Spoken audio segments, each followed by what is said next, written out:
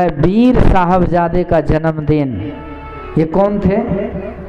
कल जो दिल्ली है ना, दिल्ली में कर्मपथ पार्लियामेंट जो है, सांसद भवन, उसके आगे माननीय प्रधानमंत्री मोदी जी ने एक जो उत्सव मनाए, वीर बाल दिवस, 2 साहिबजादे की कुर्बानी बलिदान के दिवस, बाल दिवस।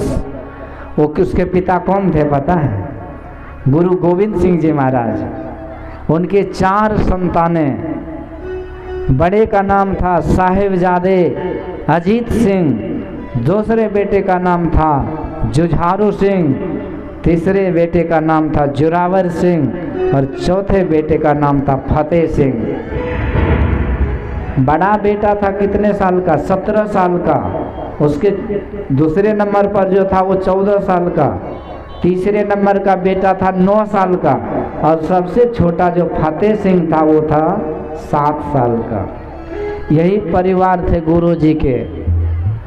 और उसकी माँ का नाम था गुजरी देवी। पर उस समय अत्याचार अपने चरम सीमा पर था, पराकाष्ठा पर जुल्म उस मुगलों का। उसी मुगलों में एक था औरंगजेब। गुरु गोविंद सिंह जी को नाश करने पर, धर्म संस्कृति को नाश करने पर तुला हुआ था कि मैं सनातन धर्म को सत्यानाश कर दूंगा और यहाँ पर अपना इस्लामिक झंडा फहरा दूंगा भारत देश पर। और उसी कड़ी में गुरु गोविंद सिंह जी का जो तलवार चमका ना, तो उसके सामने बहुत बड़ा बाधक हो गया, बाधा हो गया। कैसे खत्म किया जाए? तो आनंदगढ़ साहिब जो है पंजाब में, उसको मुगलों ने 10,000 सैनिकों को भेज करके घेर लिया। कई महीने तक घेरा रहा, भोजन पानी का सप्लाई बंद कर दिया। बाद में औरंगजेब ने कहा कि तुम बाहर निकल जाओ, मैं कुछ नहीं करूँगा। पर गुरु गोविंद सिंह जी को विश्वास नहीं, पर उनके जो सिख थे ना, शिष्य, उन्होंने कहा गुरु जी आपका जीवन हम लोगों के लिए कीमती है, आप यहाँ से चले जाइए। तो गुरु गोविंद सिंह जी महाराज के 5 प्यारे थे। ये 5 प्यारे कौन है जानते हैं? ये 5 प्यारे 5 शिष्य थे। देखिए शिष्य कैसा होता है। एक दिन गुरु महाराज का दरबार लगा था, सत्संग का। बहुत सारे सिख लोग आए थे, शिष्य लोग। उसमें गुरु महाराज कहते हैं गुरु गोविंद सिंह जी कि आज मुझे 5 बलि चाहिए। तो खसी बकरी का कान पकड़ के तो ले जाते हैं, बलि हलाल कर देते हैं काली माँ के सामने। तो आसान है ना, क्योंकि दूसरे का जीव है ना, उसको कोबला करने में कोई कमी नहीं है। पर यदि किसी को कह दे कि आपका बच्चा चाहिए बलि के लिए, तो कान खड़ा होगा कि नहीं? भागिएगा, जी जन लगा के किधर भागिएगा पता नहीं चलेगा। आज गुरु गोविंद सिंह जी कहते मुझे 5 बलि चाहिए। जो असली शिष्य है वो हाथ उठाओ। सब सन्नाटा।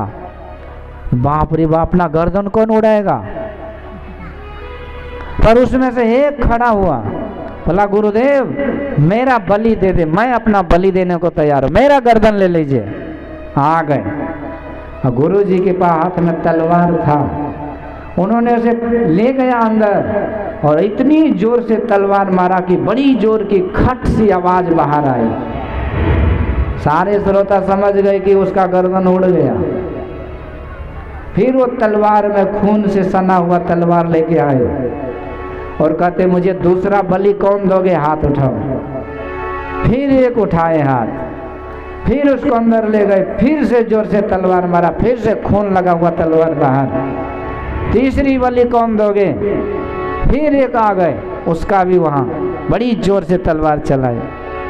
अब 5वीं बलि के लिए एक और जो प्यारे थे प्राण सिख प्यारे, 5 प्यारे में से एक और हाथ खड़ा किया, उसको भी वो करके आ गए। सबों ने, एक ने पूछा कि गुरुदेव ये 5 का सर काट के क्या किए?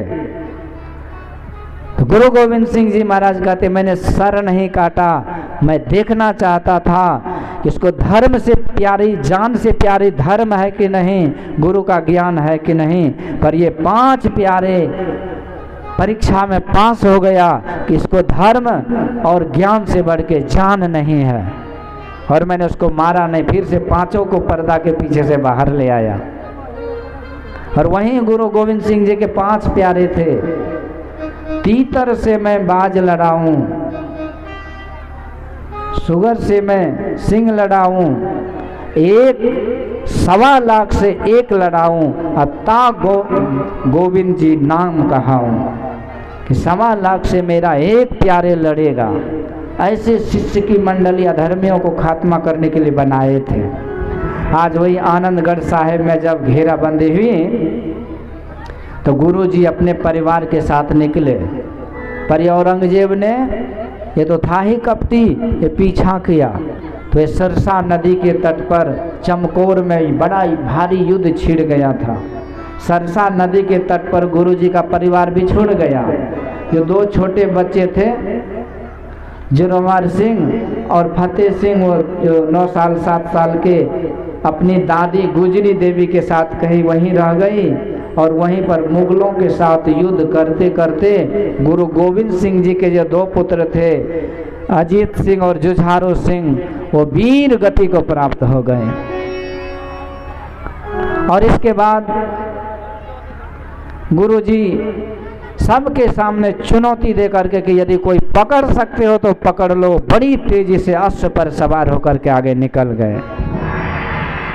और ये जो गुजरी देवी थी ना, तो छोटे छोटे बच्चे थे, 9 साल और 7 साल के, जोरावर सिंह और फतेह सिंह, नन्हा सा मासूम बच्चा को लेकर के, एक गंगू राम था, ये सेवक था, उसी के घर में शरण ली।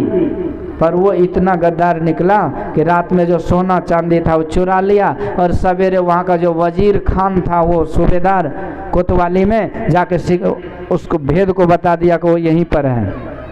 और उन्होंने उसे हाजिर करवाया, वो एक जेल में रात भर रखा, काल कोठरी में।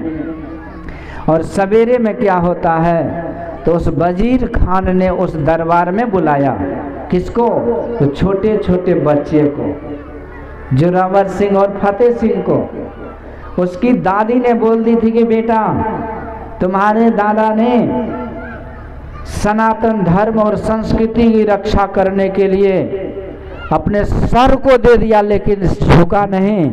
और तुम उसी शेर के संतान हो, इसलिए उस अत्याचारी के सामने सर नहीं झुकाना। ये उपदेश दिए थे उसकी दादी ने। और उसके पिताजी ने, वे गुरु गोविंद सिंह जी ने अपने पिता तेग बहादुर से कहा था, पिताजी आज धर्म पर भारी संकट है, इसलिए आज सबसे कीमती जीव की बलि होनी चाहिए, और आपसे कीमती दुनिया में कुछ नहीं, आप बलिदान दे दीजिए। ऐसा वीर भूमि, सोचिए, कल का दिन था वो। तो यही हुआ, छोटे छोटे बच्चे वजीर खान के सामने लाया गया। तो वहाँ गेट जो था ना, तो छोटा सा फाटक था। वजीर खान को लगा होगा कि वो झुक करके आएगा, लेकिन दोनों बालक वीर आसन में बैठे बैठे अंदर से निकले। छोटे छोटे 2 ही बालक हैं, चारों तरफ जल्लाद से घिरे हुए हैं। और उसी समय वजीर खान ने कहा, बोल बालक, तो मेरे दुश्मन का बेटा है, फिर भी मैं जान बख्श दूंगा। बोल, तुझे इस्लाम स्वीकार है? यदि तो ये हिंदू परंपरा सनातन धर्म को छोड़ करके तो इस्लाम बन जा, तो मैं जान बख्श दूंगा, नहीं तो देख ये तलवार सर को धड़ से अलग कर दूंगा। अब विचार कीजिए, कितना बड़ा बच्चा है, 7 साल का, 9 साल का। अब तलवार सामने चमक रहा है, चारों तरफ जल्लाद से घिरे हुए हैं, लेकिन कांपा नहीं। ये है संस्कार, यह है माता पिता का संस्कार, गुरु का संस्कार, गुरु का ज्ञान। चारों तरफ से सब जल्लाद खड़े हैं, मंजर कैसा होगा विचार कीजिए। पर ये छोटे छोटे बच्चे ने क्या कहा, सत श्री अकाल, जो बोले सो निहाल, वाहे गुरु की खालसा, वाहे गुरु की फतेह फतेह। बड़ी जोर से बोलने लगे। मुगलों को इतना क्रोध आया उस वजीर खान को, बोला ये दोनों बच्चे को, दोनों हमारे दुश्मन के इस नालायक बच्चे को जहां खड़ा है वहीं दीवार बना के चिनवा दो, झांप दो इसको। दीवार जोड़ने लगा। मासूम बच्चा है, चारों तरफ से सट करके दीवार जोड़ रहा, ईंट जोड़ने लगा, सीमेंट जोड़ने लगा, उसको जाम करने के लिए। जैसे छड़ के चारों तरफ सीमेंट देते हैं ना, गिट्टी बालू, उसी तरह से। जब छोटा फतेह सिंह का मुंह झपने लगा ना, तो उसका जो बड़ा भाई जोरावर सिंह था वो रोने लगा। तो आकाशवाणी होती है, गुरु जी कहते हैं, गुरु गोविंद सिंह जी, कि बेटा तू क्यों रो रहा है? तुझे मरने का डर है तो इस्लाम स्वीकार कर ले, मुल्ला बन जाए तो छोड़ देगा तुझे, तो रो क्यों रहा है? यदि जान प्यारी है तो बन जाए इस्लाम। तो जोरावर सिंह कहते हैं, पिताजी मैं इसलिए नहीं रो रहा कि ये मुझे चिनवा रहा है दीवार में, मैं इसलिए रो रहा हूँ कि मेरे बाद मेरा छोटा भाई दुनिया में आया, पर मुझसे पहले ये दुनिया छोड़ के जा रहा है। मैं अपने छोटे भाई को देख कर के रो रहा हूँ। गुरु गोविंद सिंह जी ने आकाशवाणी करी कि सावस बेटा सावस, तुमने हमारे जस कीर्ति को 7वें आसमान पर ले जाके रख दिया, हमारी पगड़ी की लाज बचा ली, सनातन संस्कृति के आन बान शान को बचा लिया। ये जब तक क्षितिज के उस पार तक ये संसार में कुछ भी रहेगा, तब तक तुम्हारा जस कीर्ति फैलता रहेगा। दुनिया तुम्हारे नाम की दुहाई देंगे, तुम्हारे आदर्श पर ये दुनिया चलेंगे। तूने बड़ा काम किया है, त्याग बलिदान का ये प्रतीक बनेगा, ये आशीर्वाद गुरुजी ने दिया था। और उसी समय वो मुगलों ने चुनवाते चुनवाते छोटे छोटे बच्चे को झांप करके मारना मिटाना चाहा, लेकिन वो अमर हो गए।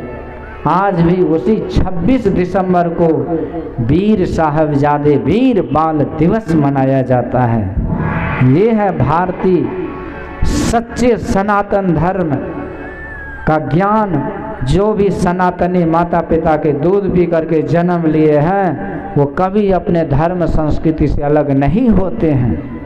ये हीरो है, असली हीरो। आजकल के बच्चों के लिए ये प्रेरणा स्रोत है। इसलिए हमें यदि घर में फोटो लगाना हो तो ऐसे साहिबजादों का फोटो लगाना चाहिए, जिससे शक्ति साहस हमारा जगता है अपने धर्म पर चलने के लिए। एक नन्हा सा बालक था नचिकेता, छोटे से उम्र में जमराज के पास गए और कहते बतलाइए जम देवता, ये मृत्यु क्या है, आत्मज्ञान क्या है, इसका ज्ञान मुझे दीजिए। ये साहसी बालक, एक ध्रुव था नन्हा सा बालक, 5 वर्ष की अवस्था में जंगल जाकर के हरि के गोद में जाके बैठ गया। एक प्रहलाद थे जो प्रतिकूल परिस्थिति में वे भक्ति करके भगवान को प्रकट कर लिए।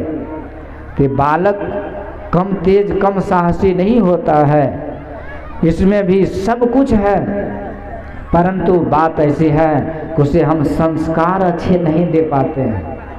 उसे अवारी कवारी के बीच भेज देते हैं, गलत शिक्षा देते हैं, गलत लोगों का संग देते हैं, और इस कारण से जो होनहार बच्चा होना चाहिए वो बर्बाद हो जाता है। तो यही अच्छा संस्कार था उस गोकर्ण के पास, इसलिए गोकर्ण आज बड़ी ज्ञानी हुए। धुंधकारी 1 नंबर का अत्याचारी हो गया। समय बीता, एक दिन धुंधकारी ने जुआ खेल करके सब धन को दांव पे लगा दिया, घर भी बनकी लगा दिया, बेच दिया, और घर में जो हंडी था, हंडी उसको भी ले जाके कबाड़ी खाना में दे दिया। अब खाने वाला बर्तने नहीं है तो खाएगा कौन चीज में। बाप को भी गाली गलौज देने लगा, धूम धान करने लगा। बाप जाकर के उधर क्वंटी फरका में जाके आंसू आ हो बाप कते जेबे, हो बाप बेटा मारी दिलके, हो बाप। बेटा जब आज गर्दा झाड़ किया तब दुनिया उसे अनहार दिखने लगा। उसी समय गोकर्ण जी महाराज आए, पिताजी आप क्यों रो रहे हैं?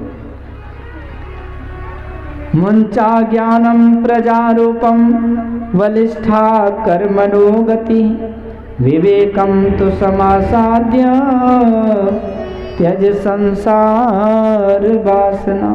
हे पिताजी, दुनिया में ये तो दुनिया की रीत है, ये होता ही रहता है। संत ने आपको समझाया था, इस चक्कर में मत पड़ो। बेटा का भूत सवार था, पर आज तो ज्ञान हो गया ना कि दुनिया मतलब के हैं। पिताजी आप तो छोड़िए, दुनिया में कोई सुखी नहीं है पिताजी। लोग जो कहते धन संपत्ति मकान दुकान बेटा लोटा से सुख मिलेगा, कभी नहीं मिला, न मिल रहा न मिलेगा। यहाँ तक कि राजा भी सुखी नहीं, यहाँ तक कि देवराज इंद्र भी सुखी नहीं है। पिताजी यदि सुखी कोई है तो जो भक्ति भजन करते हैं वही सुखी है। कोई तन दुखी कोई मन दुखी, कोई धन बिन रहत उदास, थोड़े थोड़े सब दुखी, सुखी राम के दास। यदि सुख चाहते हैं, कल्याण चाहते हैं, तो आप जंगल चले जाइए, एकांत में जाकर के भक्ति भजन कीजिए। कैसे करें बेटा? गोकर्ण जी महाराज समझाते, पिताजी देहे स्थिमांस रुद्रे विमतिम त्यजत्वम, जाया सुतादिषु सदा ममतां विमुञ्च, पश्यानिशं जगदिदं क्षणभङ्गनिष्ठं, वैराग्य राग रसिको भव भक्तिनिष्ठ, धर्मं भजस्व सततं त्यज लोक धर्मान्, सेवस्व साधु पुरुषान् जहि